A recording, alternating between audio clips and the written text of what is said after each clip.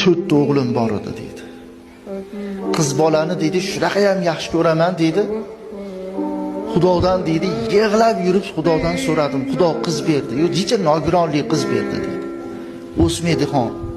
Gapi yaxshi, tili yaxshi, yeb ichishi yaxshi-yu, bir og'rig'i bor, shu og'rig'i tufaylidan katta bo'lmadi deydi. 3 yasharligidan tili chiqishni boshladi. O'tirolmaydi, turolmaydi, lekin gapiradi. Shu darajadaki mehrini men shunday qiz bolani mehrini dedi domla, shu narsada bildimki dedi, tishi chiqib qichish yesa, akasi qo'lini nima qilsa tishlaydi, ayasi qo'lini nima qilsa tishlaydi. Dadasi siz ham qo'lingizni qulma qilib ko'ringchi desa, qo'limni qilsam menikini tishlamaydi dedi.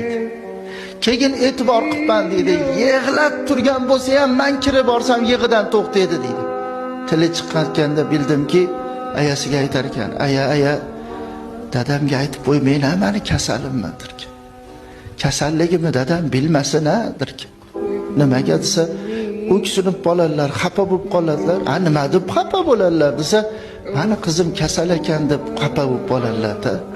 Hali tuzalaman, aya. Hali tuzalaman, aya.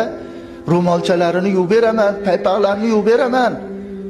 Dedi xon bo'ldi. 5 yashar bo'lganda aya ha, menga ham ovqat qilishni o'rgating dedi. Ha, o'tira olmaysiz, tura olmaysiz, yura olmaysiz-ku desa, o'rgatib qo'yavering. Nimaga desa, dadamga shirin ovqat qilib beraman.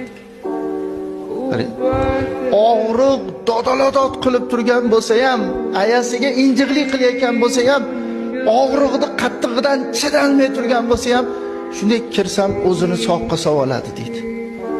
6 yasharida 3 yasharga o'xshab turardi deydi. Qarang, 6 yasharida 3 yasharga o'xshab turardi. Kirsam gaplashib to'ymasdim shu qizim bilan deydi. Qarang, to'ymasdim. Og'riq kuchayib ketdi-yu, doktorga olib borsak, reanimatsiyaga olib kirib ketishdi dedi. Abetlarda kiring deyishdi. Kirsam, doktorlar hayron qolyaptiki, baqir-chaqir og'riqqa chidalmay turuvdi. Qarang, og'riqqa chidalmay turuvdi.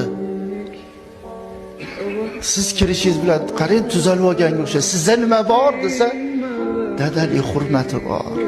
Meni shunaqa hurmat qiladi bu qizim. Qiynalayotganini derazadan ko'rdim, chekkasidan qarab ko'rdim. Doktorga og'riq qoldiradigan ukol qilib qo'yaveringlar. Qarang, og'riq qoldiradigan ukol qilinglar. Qiynalayotganini ko'ryapsizlar. Og'rimasdan jon taslim qilsin. Men chidalmayapman desam, ikol qilamiz deyishsa, nima qilyapsizlar debdi. Desa shunaqa og'riq qoldiradigan ikol desa,